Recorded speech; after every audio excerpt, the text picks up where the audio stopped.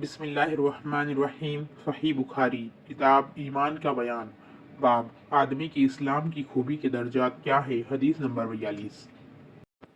قال رسول اللہ صلی اللہ علیہ وسلم اذا احسن احدکم اسلامہ فکل حسنۃ یعملها تکتب له بعشر امثالها الى 700 ضعف وکل سیئۃ یعملها تکتب له بمثلها۔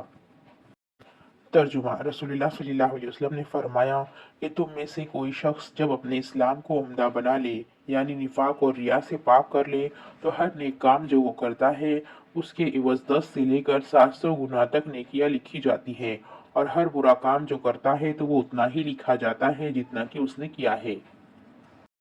Translation: Allah's Apostle sallallahu alaihi wasallam said, "If any one of you improve, follows strictly his Islamic religion, then his good deeds will be rewarded 10 times to 700 times for each good deed, and a bad deed will be recorded as it is."